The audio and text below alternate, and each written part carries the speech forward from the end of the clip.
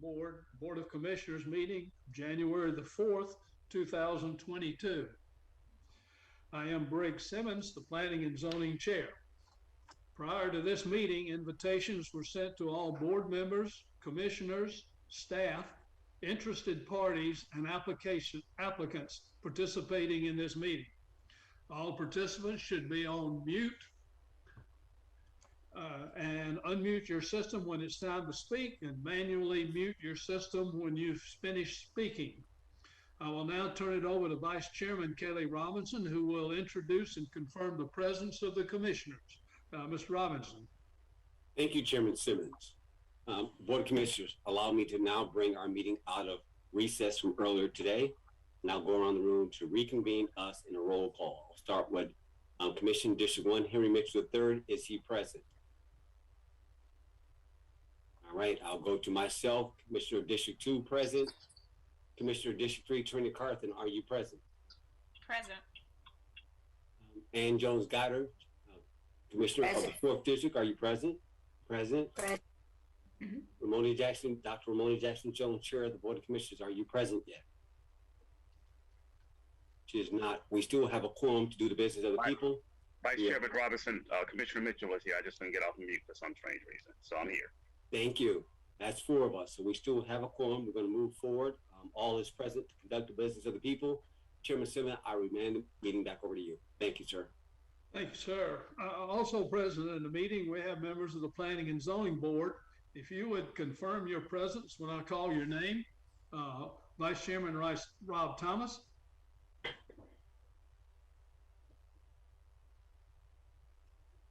Now, you may be having trouble. Teresa Knowles. Present. Oric Curry. Present. Brandon Penniman. 1 second. Doing a roll call. Mr. Penniman. Frank Payne. Present. Kirk Nicholson. Present. Thank you very much. Rob Thomas, are you here? Present. Present. Thank you. Thank you, Mr. Thomas. And Mr. Penniman. I don't see him on yet, Chairman. He'll probably be on shortly. We do have a quorum, ladies and gentlemen. Vaughn Roberts, our Planning and Zoning Manager, will now introduce the county staff and Planning and Zoning staff present in the meeting. Mr. Roberts. Thank you, Chairman. We have the County Attorney, Michael Coleman. I believe Frederick Perry would be on as the Deputy County Administrator. Development Service Director James Worthington is on the call. Transportation Director Miguel Valentin is on the call. Zoning Administrator Phil Schaefer, Senior Planner Allison Duncan, and the Clerk of the Planning and Zoning Board Johanna Womack are on the call, Chairman. Thank you, sir. There's a reversionary clause that applies to each rezoning, and that is the applicant, the agent, or the property owner has 24 months to vest the zoning change after the Board of Commissioners grant an approval. Tonight's procedures are, I will conduct each public hearing. Mr. Roberts will announce each application, followed by Planning and Zoning staff, who will present the application in full with recommendations. Then either the applicant or the applicant's representative will have 15 minutes to present their request. Members of the public in favor of the application will be able to present their information. They will have 3 minutes per person for a total of 30 minutes to speak on behalf of an application. Members of the public in opposition to the application will be able to present their information. They also will have 3 minutes per person for a total of 30 minutes allocated to speak in opposition to an application. After the opposition completes their input or the 30 minutes have elapsed, the public hearing will be officially closed. At this point, the staff will clarify any points of the zoning case. If the staff is unable to satisfy the board's questions, the board will then ask the applicant for clarification, and this is not a time to represent their case. Planning and Zoning Board will then entertain a motion. Our first agenda item tonight will be to approve the minutes of the November 30th, 2021 regular joint planning and zoning and Board of Commissioners meeting. We also have the minutes of the December the 14th, 2021 called meeting of the Planning and Zoning Board and Board of Commissioners. Planning and Zoning Board. After reviewing the minutes, does any planning and zoning member have any comments, changes, or questions for either of these minutes? Mr. Chairman, this is Kurt Nicholson. I was not present at the second meeting, so we can't take these together and vote on them at once. So I think we're going to have to vote on them separately. So Yes, we will, but I was just introducing them together. I was just making sure of that. Thanks, sir. Okay, thank you. Any questions or comments? All right, at this point in time, Planning and Zoning Board, do I have a motion to approve the November 30th, 2021 regular Joint Planning and Zoning Board and Board of Commissioners meeting minutes? Kurt Nicholson, motion to approve. Teresa Knowles, second. Thank you very much. I have a motion and a second. Do we have any discussion on the November the 30th minutes? Hearing none, I will call the question. As I called your name, please vote in the affirmative or in favor of the motion, or in the negative if you are opposed. Mr. Thomas. Approve. Ms. Knowles. Yay. Mr. Penniman. He's not here yet. Mr. Curry. Approve. Penniman, Mr. Thank you, Penniman's Mr. here. Penniman. Thank you. Mr. Payne. Approve. Mr. Nicholson. Approved. All right, thank you very much. The November 30th Planning and Zoning minutes have been approved. At this point in time, Planning and Zoning Board, do I have a motion for the December the 14th call meeting? This is Frank Payne. I make a motion to approve the December 14th, 2021 special call meeting. I have a motion. Do I have a second? Teresa Knowles, I'll second. Thank you, Ms. Knowles. I have a motion and a second. Do we have any discussion of the December the 14th minutes? Hearing none, I'll call for the question. All in favor indicate by saying approved. Rob Thomas. Approved. Teresa Knowles. Approved. Brandon Penniman. Approve. Oric Curry. Approve. Frank Payne. Approve. And Kirk Nicholson was absent for that meeting. We have a approval of both the December the 14th and November the 30th meetings. At this point in time, I'll yield the floor back to the Board of Commissioners. Mr. Robinson, we have two approved agenda, minutes of November the 30th and December the 14th. Thank you, Chairman Simmons. Fellow Board of Commissioners, we've heard the two recommendations from the Planning and Zoning staff. I'm going to combine them into one fluid motion. Board of Commissioners, can I get a motion to adopt the recommendation for November 30th and December 14th, 2021, the meeting minutes of the Joint Planning and Zoning and Board of Commissioners? So move. Second.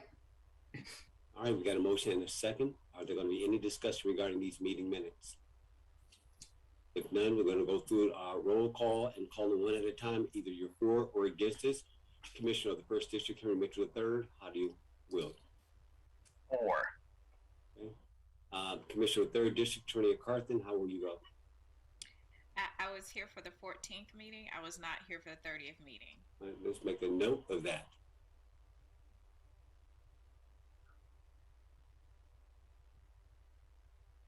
Did the clerk or the staff get that note? I want to make sure we capture that. And the last one is Angels Guider, Fourth District. How will you vote? I agree. Yes. Kelly Robinson, the Second District in this matter. I was here for both of them. Yes. We have unanimous. Well, we have unanimous on one, and we've got a majority on the second. Chairman Simmons, we pass this back to you.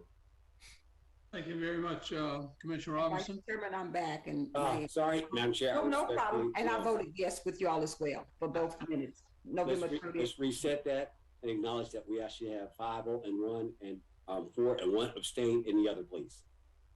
For the record, Chairman Simmons, I apologize, Madam Chair. I yield Oh, back. no problem. I had technical difficulty. I appreciate you. Thank you.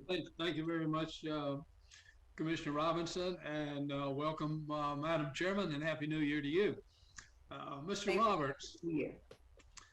Roberts, would you introduce our first agenda item, please? Yes, sir, I will. S 2021-74. The applicant is Douglas County. Property owner Arbor Heights Baptist Church. Location 3506 Reynolds Road, land lot 26, 1st District, 5th Section, parcel 33. Current zoning is RLD, Chairman. Special request, the request is for a special use permit on 7.95 acres for a 100-foot monopine telecommunications tower and associated ground equipment. This item was tabled by the Board of Commissioners at the November meeting. It's my understanding that it would have to be untabled by the Board of Commissioners and acted upon.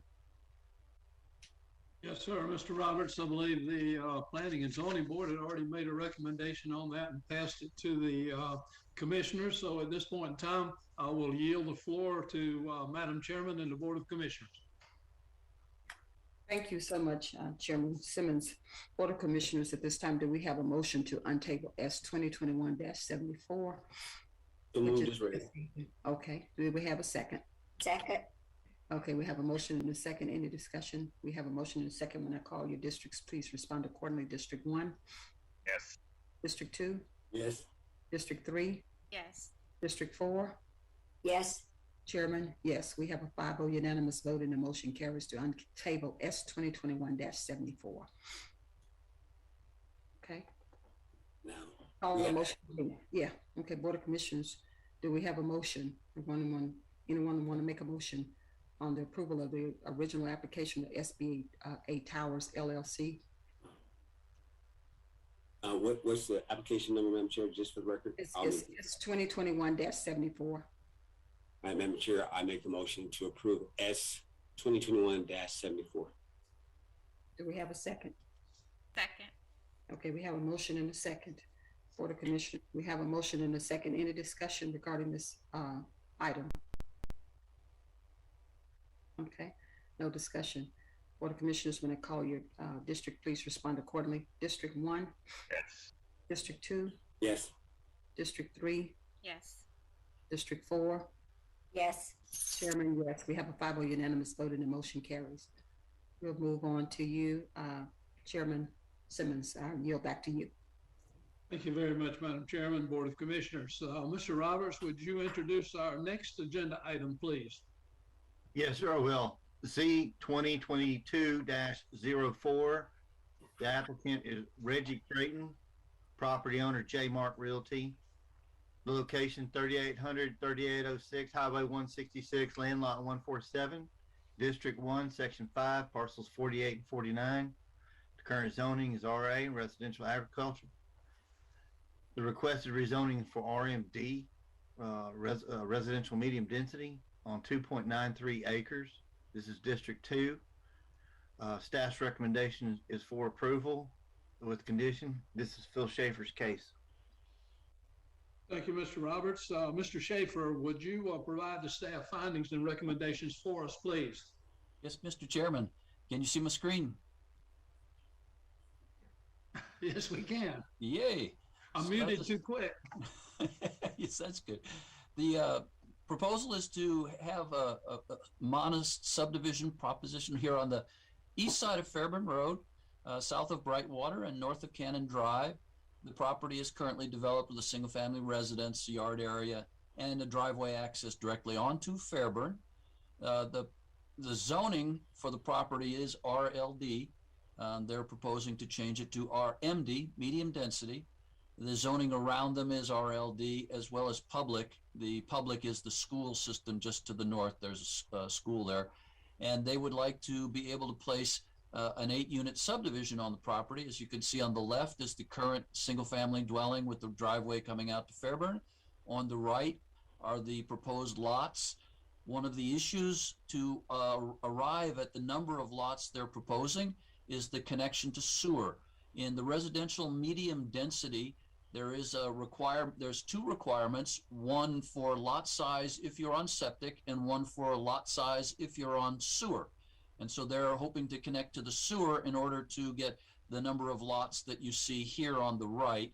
And that would provide for the way they've decided to divvy up the land. If they cannot connect to sewer for whatever reason, then the lots would have to be reconfigured so that they had the amount of area necessary for RMD standards in terms of sewer versus septic. And so if they're on septic, you're going to need a little bit more land to actually develop the site. Here's a little bit larger so you can actually see the lots, the buildable areas for the lots, and how much acreage is involved. A little bit of a problem back here. One of the lots is a little larger because of some topography. In the front, there's stormwater facilities proposed. And here's a picture of the property to the right. This is the street just south of them, Cannon Road here. And then the proposed entrance would be a little further up here on the right. You're looking north along Fairburn. This is looking into the property that the single-family home is on right now to show the signs were posted. And then this is looking south, north still, so you can see the subdivision that exists on the other side of the road, opposite where they're proposing their lots. And here's a look south, so you can get a better vista of the proposed subdivision going in behind the trees here on the left.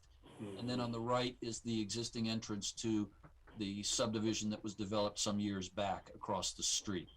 The requirements for the zoning criteria are all met, and staff is recommending approval with a condition, with the following finding and condition: that the rezoning will not modify the intent, purpose, or the spirit of the Douglas County Unified Development Code, and that the proposed zoning is consistent with the comprehensive future land use plan categorization of this property as within the transitional corridor area, incorporating commercial and residential uses, and the uses permissible in the proposed zoning district are generally compatible with the surrounding properties.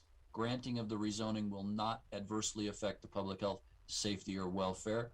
And then the single condition that the applicant shall submit to the Development Review Committee, DRC, for review and consideration the specific site development and access management plans to address the development standards in the UDC and the concerns and requirements expressed in specific agency impact statements reviewed in the staff report dated January 4th, 2022. And that concludes my staff presentation, and I believe that the applicant is on the line. Yes, I'm here. Okay. I'm Reginald Creighton. Thank Good you very evening much. to you all. Thank you very much, Mr. Roberts. Mr. Schaefer. Will the applicant or the applicant's representative please unmute yourself, state your name and address for the record, and present any information you would like planning and zoning and the Board of Commissioners to hear. You would have 15 minutes. Hi, I'm Reginald Creighton. Good evening to you all. Can you hear me? Yes, sir, we can. Okay. I'm not going to belabor the time. I think Mr. Schaefer has pretty much covered what we intend on doing. We just hope that the Planning Commission would allow us to be just a small percentage, or to curate a small percentage of what you have with your growing population, and allow us to develop this property the way we intend. We feel that with the sewer line coming in, we're also going to help to also expand, I guess, and aid in your sewer capacity issues. And I think we think we'll be a valuable asset to your county. Okay, is that it, Mr. Creighton, at this Yes, time? sir. Yes, sir. Okay, thank you very much. You heard Mr. Schaefer read the condition in to the record. Are you in agreement with that condition, sir?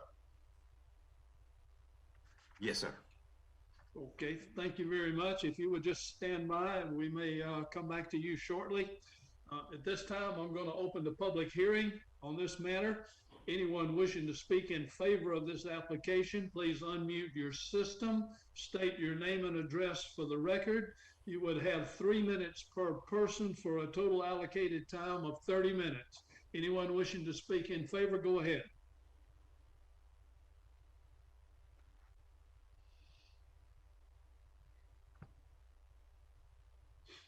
Hearing none and seeing none at this point in time, I will open the public hearing. Anyone wishing to speak in opposition to this application, unmute your system, state your name and address for the record, make any comments you would like. You would have 3 minutes per person for a total allocated time of 30 minutes. Anyone wishing to speak in opposition, go ahead.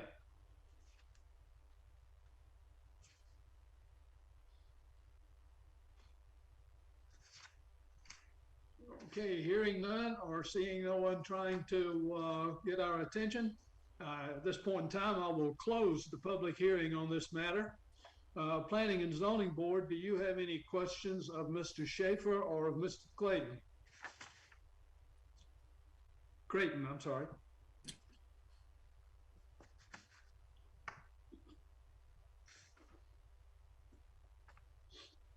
Hearing no questions or comments from Planning and Zoning Board, Madam Chair, I will yield the floor to you for questions from yourself or Board of Commissioners.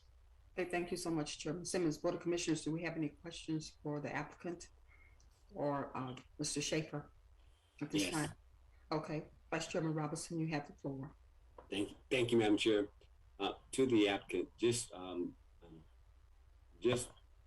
I do want you to weigh in a little bit more on what type of development you've got that you're trying to accomplish, and you get a chance to sort of just give me a little bit more feel about what you bring into the neighborhood. Mm-hmm. While I appreciate the water and sewer and the septic, but the residents live in the community, right? They live in the places. So tell me a little bit about that. Yes, sir. Why? Yeah, please. What we were proposing is 3,000 square foot single family homes. Say that again, you broke up. How many square feet? I'm sorry, what we were proposing are 3,000 square feet single family homes. It is what our intentions are to bring to the community. No problem. So this is on roughly 3 acres. Filled Yes, with that 2.93 acres. Did I get that right? Yes, sir. That's correct. All right. So we're putting that on 2.93 acres. And Phil, you were saying that this fits within that footprint Yes. accordingly? There's clarity? The size of the lots, as long as they have the sewer, fits the requirements. Very good. And you see no problems with the sewer. Is that what I'm saying as far as access point? Is that accurate? They can reach it. How far is the sewer away? Maybe you said it. I just blinked. I was trying to listen to everything. Sorry. It is depending on which direction that they take it. So east or to the northwest. They have a couple of choices, but one length is 2,100 feet. That's what was identified by the WSA. And there's a lateral in Palmer Falls at the south end of the main road in Palmer Falls they might have access to. Got it. I understand exactly where we're at. Okay, that being said, I'm familiar with the area and clear. I just wanted to ask a question. I'm going to yield right now. I'm sure to allow other people to speak. Thank you. Okay, thank you so much, Vice Chairman. Any other remarks from the board or questions at this time? If there are no questions, I yield back to you, Chairman Simmons. Thank you very much, Madam Chair, Board of Commissioners. Planning and Zoning Board, you have heard the questions, comments, and the answers. Do I have a motion, please? Hey, Chairman Simmons, this is Rob Thomas. I'd like to make a motion to approve with conditions Z2022-04, a request for rezoning from RA residential agricultural to RMD residential medium density for residential subdivision with the findings and conditions that were presented by the staff. Do I have a motion? Do I have a second? This is Frank Payne, our second. Thank you, Mr. Payne. I have a motion and a second. Planning and Zoning Board, do I have any discussion? Hearing none, I will call for a vote on the motion. Everyone wishing to vote in the affirmative with an approval, say yay. Anyone against it, nay. Mr. Thomas? Yay. Ms. Knowles? Yay. Mr. Penniman? Yay. Mr. Curry? Yay. Mr. Payne? Yay. Mr. Nicholson? Yay. Thank you very much, Planning and Zoning Board. Madam Chairman, I will turn it over to you. Z2022-04 comes to you with a unanimous recommendation for approval. Thank you so much, Chairman Simmons. Board of Commissioners, you've heard all the questions and answers. Do we have a motion? Madam Chair, I make the motion to approve Z 2022-04 as recommended by the Planning and Zoning Board. Okay, do we have a second? Second. Could we have a motion and a second? In a discussion, board. Okay, if there's no discussion, when I call you district, please respond accordingly. District 1, Yes. District 2, Yes. District 3, Yes. District 4. Yes. Chairman, yes, we have a 5-0 unanimous vote and the motion carries. Before I yield back to you, Chairman Simmons, I see one of our citizens' hands raised, and I'm not sure if you have observed. Maybe if you see if you look at your screen, you see a hand that's raised. Yes, I do, but they did And not unmute to speak during the public hearing, so at this point in time, unless Board of Commissioners wishes to go there, it's out of the purview of planning and zoning. Okay, that hand has been, I believe, I think I heard somebody saying something.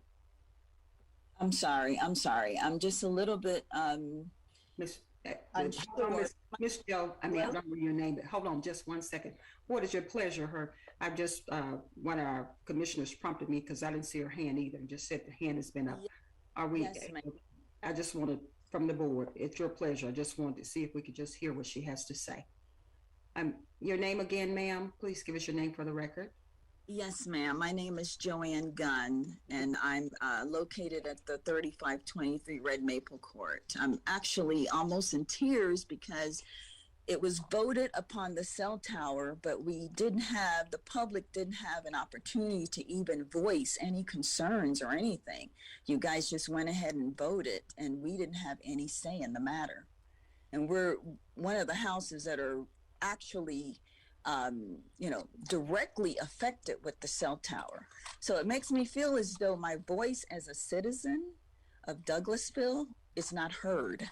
It's just based on a committee voting for us. And that's making me very dismayed. I thought we as a people, as citizens of Douglasville, has a voice. Only thing they understand is a lawsuit. Yes, ma'am. And I understand. So what I'll do as a citizen, as you being a citizen of Douglas County, I'm going to get your information. If one of our clerks just get her information and I'll give her a call, and certainly I would like to chat with her and just give an idea, just give you a briefing of what happened prior to our vote tonight. We've had this item on our agenda. We had tabled it, and that's why we went into a vote, but I'll be willing to sit down and talk to you and give you some insight, ma'am. I will do so. So if Joe, if somebody can get her number for us, for me, and I'll call her. Johanna, if you could do that for me. I don't want to be voted. Yes, ma'am. I will. All right, thank you. All right, so we're going to go on to I yield back to you, Chairman Simmons. Thank you very much, Madam Chairman. And I might also make a comment on that. We held the public hearing at the last meeting, and once the public hearing was closed, it was turned over to BOC, who tabled it, so there was no requirement at this time to reopen a public hearing by the Planning and Zoning Board. I did not cover that earlier. Mr. Roberts, would you introduce our next agenda item, please? Absolutely. So we have the next agenda item is going to be is the UDC updates, Chairman. Z20. No, Z22. Oh, I'm sorry. Z22-05, Century Communities. Oh, sorry. Yes. Century Communities of Georgia, LLC. Edgar and Judith Morgan, Ronald Kilgore and Henrietta Kilgore Estate, 5546, 5570, 5580 Cave Springs Road, together with undeveloped tracts located within land lots 558D1 S3 parcels 1 and 7, land lot 559 D1 S3 parcels 1 and 2, land lot 634 D1 S3 parcels 2, 3, and 9. Current zoning is residential agriculture. The requested zoning for these parcels and this application is PRD, which is our planned residential district. It's on 63.46 acres. The density is 2.73 units per acre. The staff is recommending approval with condition, Chairman, and this is Bill Schaefer's case as well. Thank you very much, Mr. Roberts. Mr. Schaefer, will you now provide the staff findings and recommendations on Z 2022-05, please?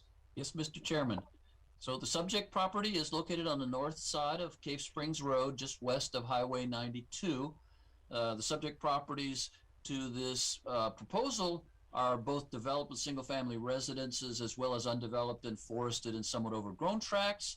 The northerly tract also contains significant flood areas and is constrained by stream buffer setbacks. Existing properties at 5650, 5580, and 5586 Cave Springs Road share an easement driveway to access their properties, with that easement running through a portion of the subject tracts and would be within the backyards of the proposed subdivision. I'll get to that more in a moment. The proposal is to establish a single-family detached subdivision containing 163 lots over that 63 acres.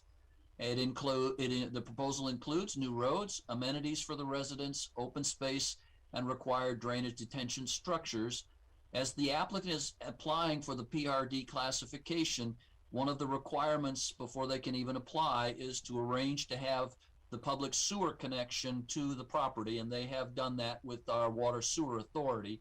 And the applicant, although he could ask for 10 units an acre, as this is adjacent to the city of Douglasville under our code, you are allowed to ask for 10 units. The applicant is only able to achieve 2.7 units per acre as a result of the different buffers and environmental constraints on the property. The homes will be developed in a market rate housing with an initial price range in the 275 to 325 range. You can ask the applicant more detail about that when they come on. This is a zoning map for the property. On the left is the Douglas County zoning map. Above here in the right is the Paulding County zoning map, showing that to the north of the proposed property is zoned currently R2, that is residential in Paulding County. And then our residential agriculture is the current zoning of the property. Adjacent to the west in the PSP district, of course, is the Water and Sewer Authority's Northern Treatment Plant, which is what they propose to connect up to. The site is here on the left. This is a survey of the site. It's a little hard to see here, but running up north-south along this edge of the property here and then east-west is an easement that serves these two large tracts here that are not part of the subdivision. You can see it more clearly in the right-hand proposed development of the development plan for the site, showing that there will be lots that take up a portion of that easement, and then the access driveway to these larger several acre tracts, which will remain in between these, sandwiched in between a city subdivision and a county subdivision. Here's a little bit bigger picture of the proposed subdivision, showing the lot layout, as well as on the left from the overall development plan showing phase 1 to be this southeasterly corner of the property, including the amenities package, which will shows as a basketball court, clubhouse, swimming pool, tennis courts, active play area, and active green space area for the residents. That will be built with phase 1. And then phase 2 is this Westerly Tract. Part of the agreement with the Water and Sewer Authority that will have to be addressed is there's a request that no houses be developed within 600 feet of the existing water treatment facility itself. And we have not measured directly to see whether that will affect any of this westerly cul-de-sacs lots. So I do not know that yet as to whether or not all of these lots would get to be built. Here's a picture looking east on Cave Springs Road at the driveway entrance to that easement going into the 4 properties that this road serves. We'll have to address this since this runs right through the backyards of several of the proposed lots. And we've spoken to the applicant about this, moving their access point into the subdivision on an east-west tract so that they can have access to the lots via the new road proposed. And this is looking west on Cave Springs Road at the neighboring subdivision. Hampton Chase has been here for a number of years. I spoke with a couple of residents in Hampton Chase, one of the issues being that easement. Apparently, when these were developed, the owner of the land made promises that the easement would be vacated as the land was sold, and so the new development coming in would potentially allow some of this fenced-off property at the northern end to be recovered. We'll see. I'm not sure how that kind of a promise is kept, but we're working on it. Here's a view into Hampton Chase. This is the main entry road into Hampton Chase. As you can see, the houses there are in the finishes are all hardy plank with some brick as facing as well.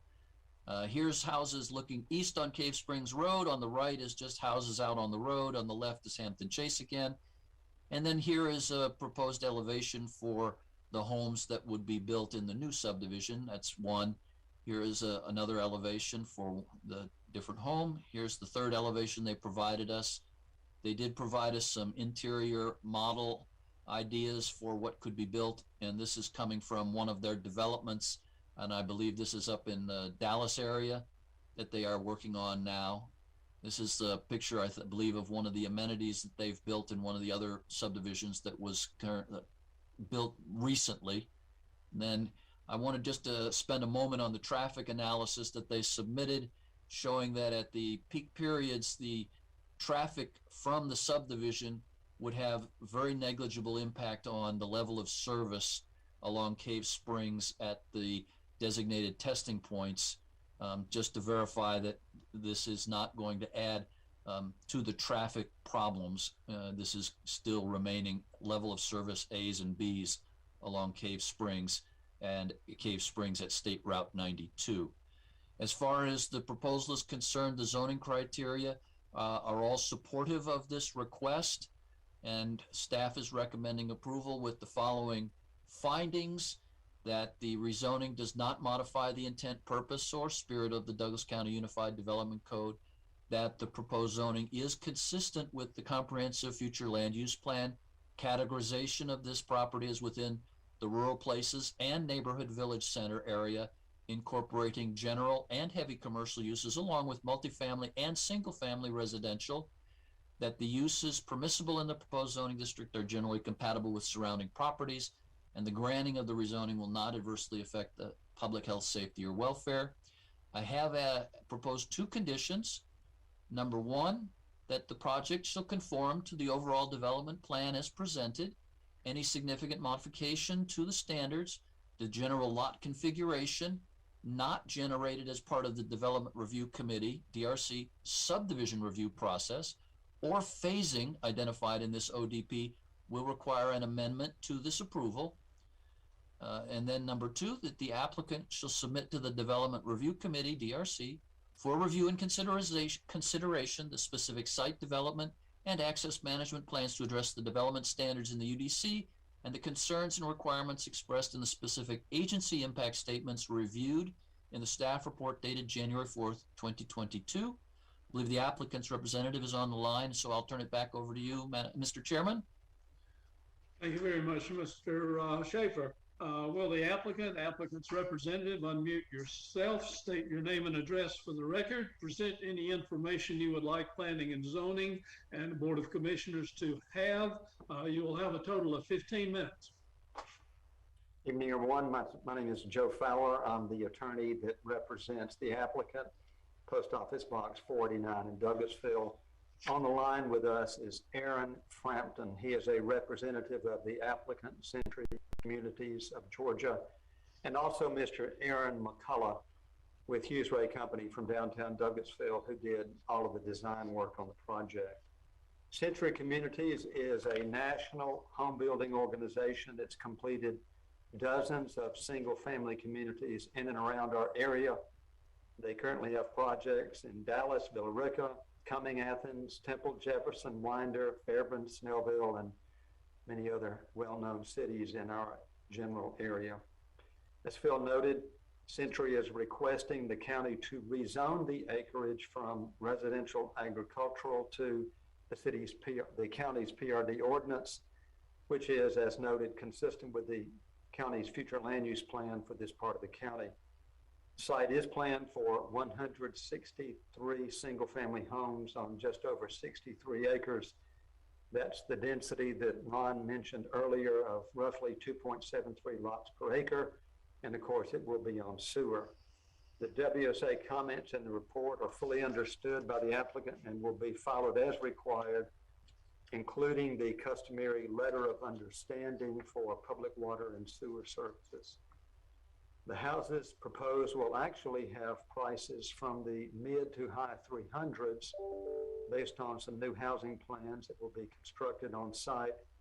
And the homes will range from 1,857 square feet to just over 3,075 square feet. There'll be a mandatory property owners association, of course, with average HOA fees on an annual basis of $700. The subdivision will have the two phases that were mentioned. Phase 1 will be the first 47 lots. Phase 2, the remaining 116 lots. The applicants expect final design and permitting to take place 4 to 6 months or thereabouts, at which point phase 1 would get underway.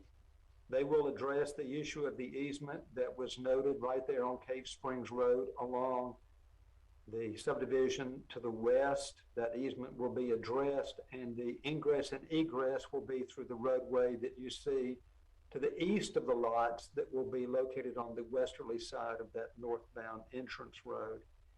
The amenity area just to the northeast, a sample of which you saw on the slides that were presented, will include a clubhouse of approximately 2,000 square feet, swimming pool of a minimum of 1,800 square feet, that's 30 by 60 feet, one active play area that's an acre in size, and then a 3-acre athletic court.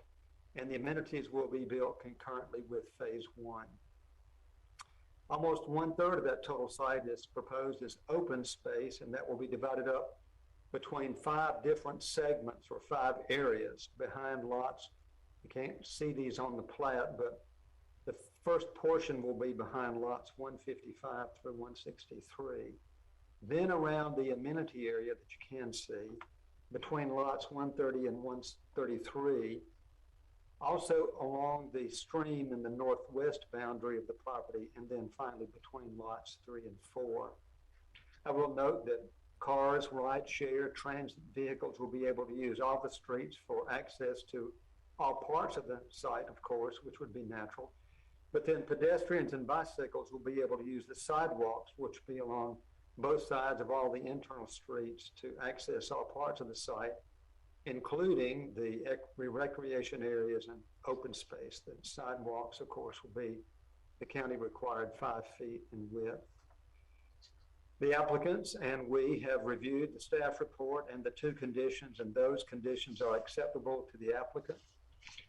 We do understand about the right-of-way issues that are prevalent with respect to 5650 and 5586 Cave Springs Road. They're not technically landlocked, but they are properties that have to be accessed by way of easements, and we have a plan to deal with those issues for both of those parcels.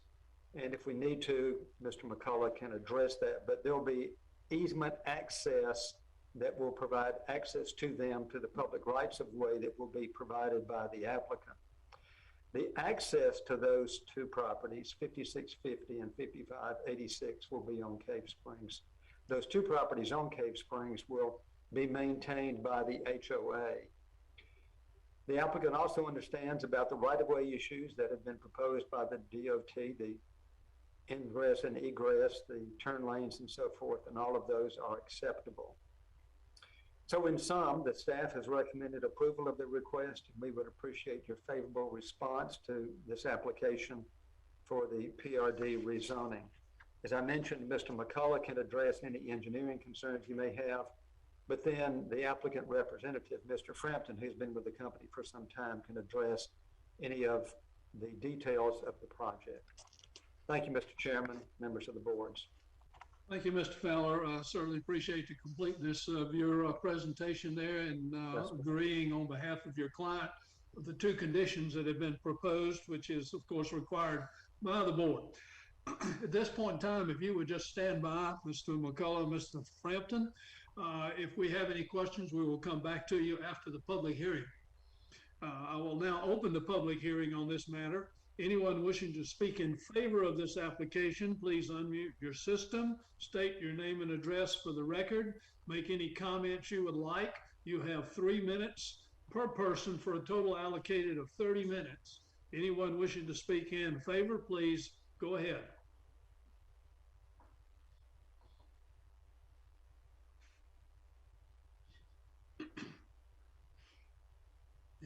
Seeing no one wishing to speak, I will now open the public hearing in opposition.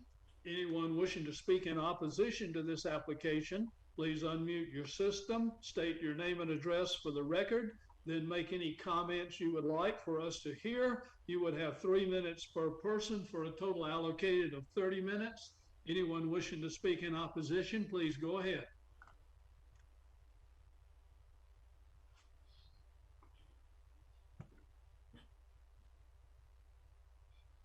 Hearing or seeing none, at this time I will close the public hearing on this matter. Planning and Zoning Board, do you have any questions of the applicant, the applicant's representative, or the staff? Chairman Briggs, this is Rob Thomas. Go ahead, Mr. Thomas. I just have a question with the developers. Simple question as to the phase 1 portion. The time frame that you're looking to have that completed. Oh, yes, thank you for your question. This is Aaron Frampton with Century Communities, based out of Norcross. Yes, so after rezoning, we'd go through the LDP process, which I would expect would probably take 4 to 6 months. That would probably put us in midsummer for permitting.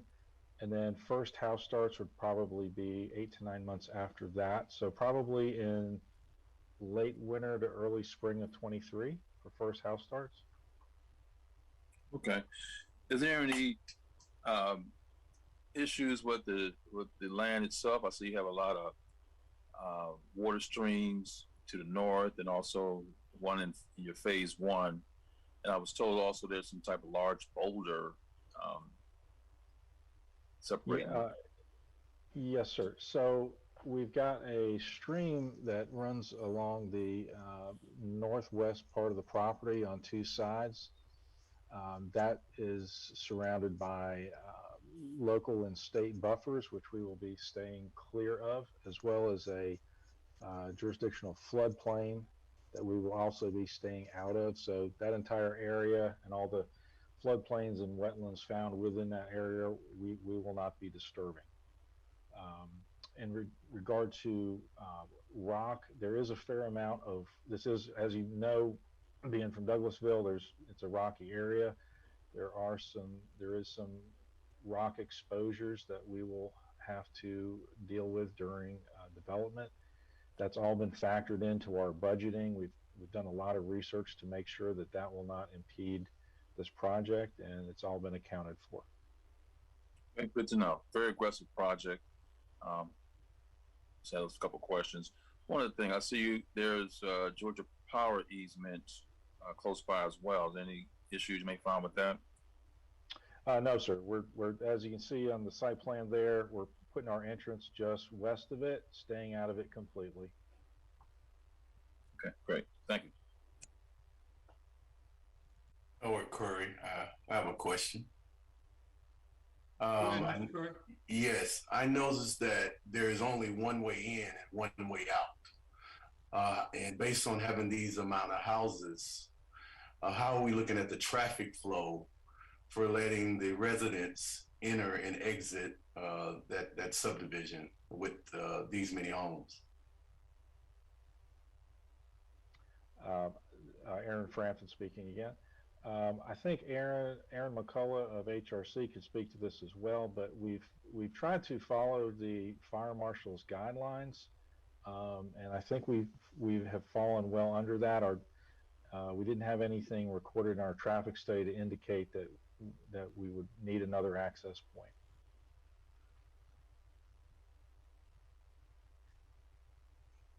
Yeah, but I understand that. But is it going to be a light at that intersection to allow? No, sir.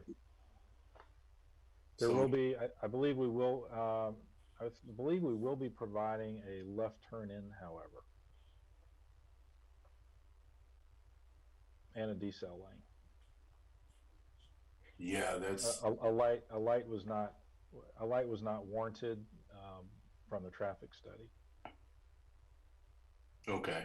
I was just looking at those residents trying to get in and get out of the subdivision. Yes, sir. I think that's a I think concern. I understood. I understand your concern.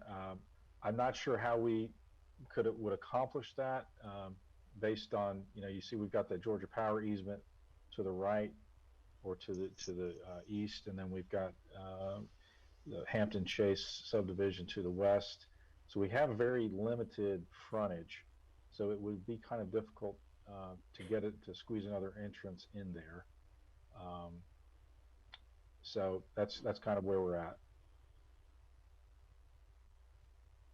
Yeah, I was just looking at how the residents going to get in and out of that subdivision during rush hour traffic, trying to get to work, and even coming home. So, okay. Yes, sir. Okay, thank you very much. Any other questions from Planning and Zoning Board? I just have one question. This is Frank Payne. In phase one, how many homes do you plan on building? Phase one, I believe, is 47, Frank. 47? Yep. Yes, sir. Now, I understand also is that you including the swimming pool and also which is going to be in that phase. Yes, sir. Some of the other amenities as clubhouse. Yes, sir. As part of our standard practice, we always try to, as best we can. We can't always do it, but I certainly think we'll be able to do it now. But we always try to build the amenity early on in the process because obviously that's a selling point. That's what's going to be popular with the residents, and they're not going to want to wait a while for phases to be completed before doing that. So that's always typically preferable for us, and we don't see any reason why we wouldn't be able to do that this time as well. All right, thank you. Okay, any other questions, Planning and Zoning Board? Yes, this is Brandon Penniman, District 1. Really quickly, the entrance was actually one of my concerns as well. Phil, could you speak to that in regards to the traffic study and just the entrance and the exit and the traffic flow? Well, as mentioned, the DOT is asking them to put in place a westbound deceleration lane and a left turn eastbound lane for access into the subdivision. With those added in, the safety of that area becomes much higher. And so you're looking at a traffic analysis that showed the level of service was virtually unimpacted. It still remains an A and a B, which is incredibly good. I know that at occasion, because of the construction on 92 itself, sometimes it's a little harder to get out at that light intersection, but the traffic associated with phase one especially is minimal compared to trying to achieve anything different at that traffic signal at Cave Springs, Maroney, and 92. You have still got level of service A or B at the peak AM and peak PM periods. And once you have the subdivision fully built out, it's still where that intersection comes into Cave Springs is the ideal spot for having a deceleration lane in and a left turn lane in to allow for the sight distance, the safest sight distance. And while the draft site plan here does not really show that.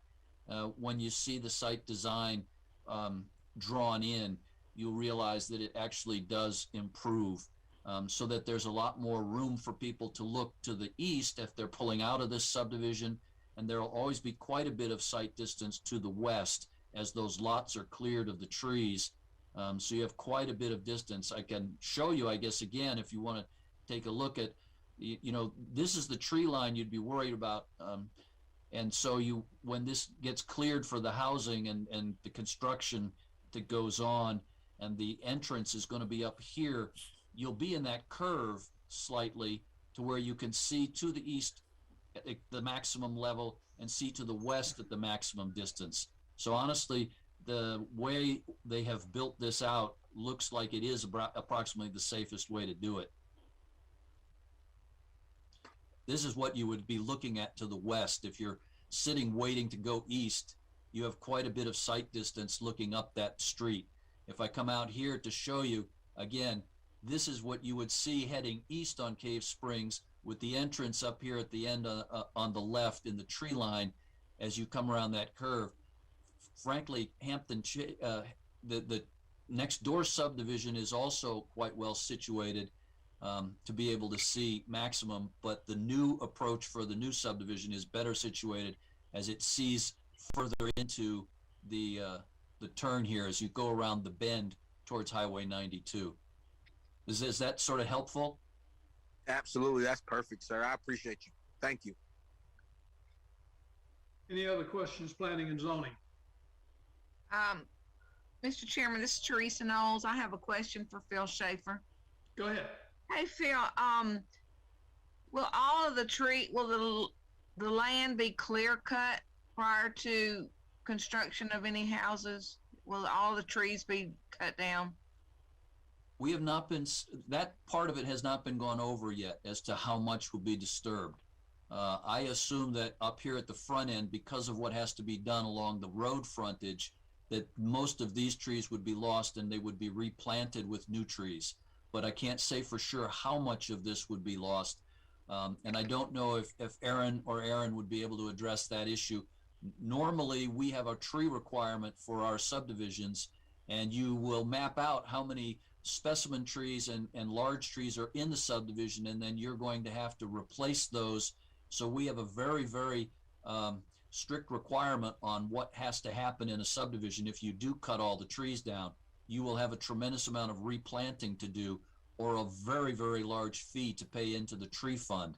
So normally subdividers will plant as many trees as possible to make up what's being cut down. I was just thinking the visual for the in and out there onto Cave Springs Road with the trees cut down, that will improve their visibility for oncoming traffic. Yeah, exactly. And there is some additional right-of-way along this left-hand side of Cave Springs that will have to be dedicated. So the lot itself will start a little further back into the trees, as half of that 120 feet has to be dedicated into the county. And from that, you will then be able to realize the left turn lane as well as a deceleration lane. So all of that will be handled in the Development Review Committee stage of this. This is just, obviously, we'd like to help you visualize this as much as possible. It's just a little hard to visualize with the trees there now as to how clear this would be in terms of sight distance for getting in and out of the subdivision, or the extra lane that would be along the side here that would allow for a modest acceleration portion and a normal tapered deceleration portion. Okay, thank you. Thank you very much. Any other questions, Planning and Zoning Board? Hearing none, Madam Chairman, I'll throw it over to the Board of Commissioners for any questions they may have. Okay, thank you. Board of Commissioners, do we have any questions at this time for the applicant or either Mr. Schaefer? Just one, Madam Chair. Commissioner Mitchell? Yes. So who's going to be responsible? I don't know, and I think we spoke about this, Joe. That access piece, is that going to be the responsibility of the HOA or the county? The access to the two lots, Commissioner? Yes. That's the HOA. The easement area will be installed by the developer, but the HOA will maintain it. And it's a mandatory HOA, as explained earlier, with the annual due arrangement. Got it. And last but not least, I know we talked about the building out of the amenities package. So Yes. with that, so with that, that's going into phase one, somewhere in that whole build out to be done. That's correct, Mr. Commissioner. Okay. And what's that turnaround time of completion? And I think I may have missed that earlier. I think one of the planning and zoning board members asked any kind of time frame of getting this all done and built out. Yes, Commissioner Mitchell. I mentioned earlier that best estimates, because obviously I can't predict exactly how long permitting will take. It takes many months, and then development can take anywhere from 6 to 9 months. So I was estimating somewhere in the first half of 23 we'd start to see our first house starts, and then that would be for phase one, and then that would probably continue on for the next year or two. And thank you. And last but not least, Ron, this may be for you. At what point or it may be for Joe, you guys, at what point do the HOA turns over into the homeowners? At what part, what phase, what build out, and what point do the HOA kind of goes over into the homeowners? Upon completion, Mr. Commissioner. Okay, so upon total completion is when that actually happens? Yes, sir. Wow, okay, all righty. And Ron, there's no phases and how that happens on our end, or is that just normal build outs when the HOA turns over? Because I know that's been down the road, a couple of concerns with citizens that happen to have a developer in building and they're not totally complete and they own several lots, so they control the HOA. So. Well, Commissioner, look, I can speak to that for a moment. Part of our code updates, Commissioner Mitchell, came from some situation that occurred at Palmer Falls several years ago. So the build out of phase one and the amenities is included in our UDC code to take place in up front. So that's our requirements. Got it. So are you, if I'm hearing you correctly, are you saying at phase one is when that not the build out of the amenities package, but the transfer of ownership to the HOA to the actual homeowners? At what point is it build out, or is it phase one of 30%, 80%? At the point that the developer ceases to has built out and wants the HOA to take over, that's when the HOA is applied. And this is a terrific lead in to our UDC updates, which we'll be covering very soon. So your question, Commissioner, is extremely timely, but yes. Okay, so this particular one doesn't have anything outside of once he completes the very last home in that particular community is when the transfer takes place. Am I hearing that correctly? That is actually correct. Yeah. So once the developer has finished and completed what their responsibilities are through the development review process, then and they no longer want to deal with the extemporary portions of the development, then yes, they would be seeking to hand that over to an HOA to take control and maintain those areas. Right. Okay. So last but not least, and I don't want to. So what's the plan for the UDC code that you're looking at that will deal with an HOA, transfer? Do you know off the top of your head, or that's something that we can talk offline? And it's something we want to, that staff would really like to iron out. The UDC is a beast in of itself, and it's something that it changes and moves, and we think we have a really good plan based on the feedback from the commissioners from District 3 and 1 and 2 and 4. And Allison's going to be presenting on that very soon. I think we've got a good plan moving forward for the HOAs and the documentation, and there's a legal component that I'm not 100% sure of, but we can get into that. Ron, if I could add just a little bit. Sure. Yeah, so Commissioner Mitchell, part of the issue for homeowners association documents is that the originator of that document has the privilege of suggesting in the document at what point in time the homeowners themselves can take possession of that association management. So when we get that document, it could be 70% of the homeowners are in place. It could be 100. Depending on what they write up as part of that document, you will see it because that document is in fact a contract and it gets recorded.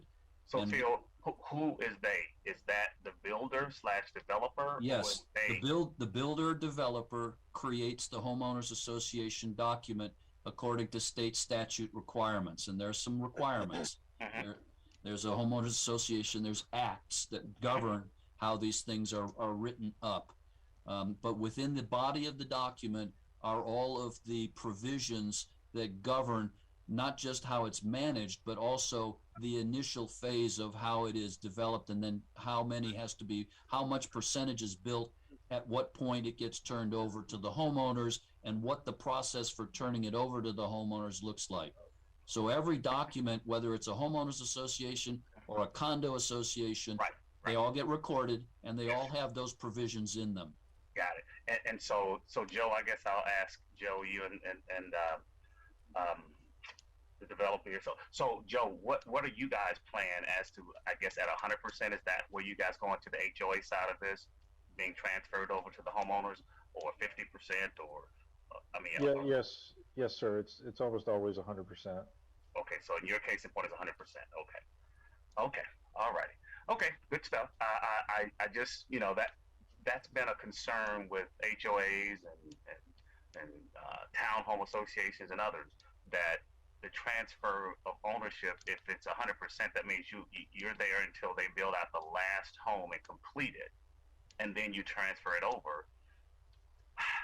Yes, sir. We typically do a full turnover. At that point, we help put in place that system. I'm not actually in that department, so I can't get too far into the weeds, but I can just give you a 50,000-foot view. Okay. We meet with the actual guys on the ground that are doing the land development and the construction. We meet with the newly elected leaders of the HOA. We walk the site together. They express concerns. We have a warranty department that receives calls from new home buyers, that say, hey, we've got a crack in the sidewalk over here. We got some curb that got crushed by a dump truck. Or, we walk the site, we create a punch list, and then we do our very level best to alleviate those concerns. Hey guys, can you guys mute your mics? Please mute your mics. Okay, all right. Finish that up. I'm sorry. That was it. I'm not sure if did you want me to repeat that? I don't know. No. You're good. You're good. So my other question to that is, okay, so with that being said,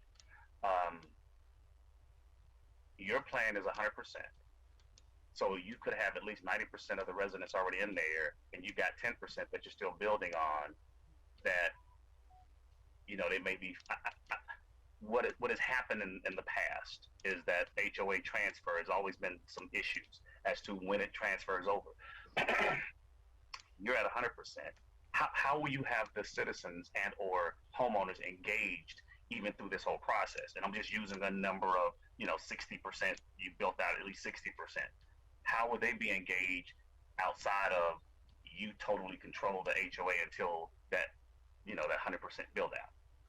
I guess I'm not sure what you mean by engaged. Could you? Meaning, okay, you'll control the HOA, the association of kind of, you'll be paying off any, like you mentioned, if there's a crack in the street and it needs to be repaired, and you'll get that because everybody will pay paying their dues, will be actually providing those amenities, costs that you'll be, or expenses that you'll be dealing with. So they'll be providing that $100 annually or $600 annually, whatever that number is, correct?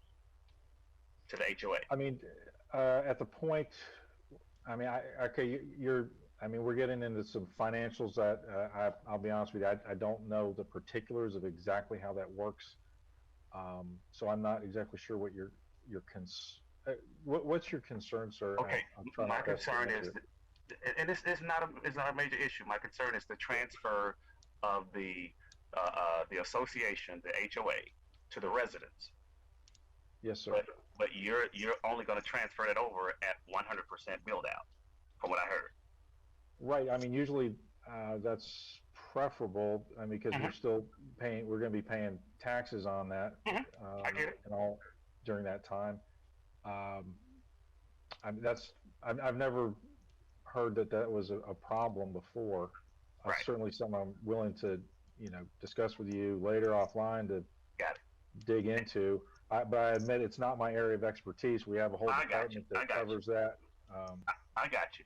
I just think that's something that we need to kind of, we've had many, Vice Chairman Robbins has had many HOA boot camps, and we've had these unique moments with HOAs and the transfer over to the homeowners and so on. I mean, I'm dealing with one now in Chicago Park in the city. So it's, it gets kind of tricky, and that's why I was just curious. It just happened to come to mind when I was listening to the P&Z ask if they're doing their Q&A. So just interesting. But if it's 100%, and Ron, if I'm hearing you correctly, we don't.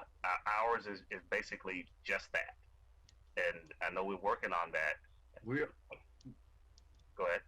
Yes, sir. We are working on that, and it is very tricky because we've always governed by our Unified Development Code, and we have, as a county, stayed out of the business of the HOA itself. Correct.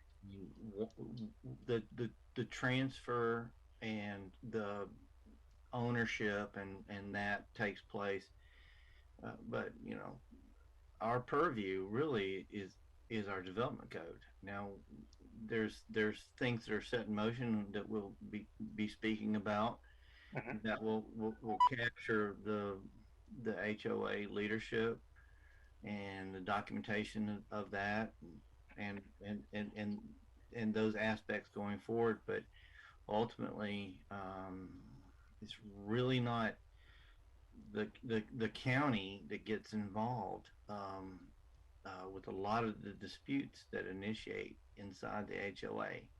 But Ron, the only reason I'm asking, and again, I don't mean to make this, I'm going to end this like in a half a second here, is because I'm dealing with a few now, and I know Vice Chairman Robinson probably will speak under this, Yes, sir. That deals in that area. And I think, Ron, you probably heard some of the unique stories. Oh, I get phone calls all the time. Yeah. So with that, and it's that transfer, and at what point do the homeowners take full transfer ownership of the HOA? Meaning, I guess what I'm looking for, and I know it's not here yet, so guys, don't hold this, but I'm looking for something to the effect of, okay, at 50%, then we're gonna, engage that 50% of the ownership for those who are there living in this community and having access to the HOA side of it with the developer.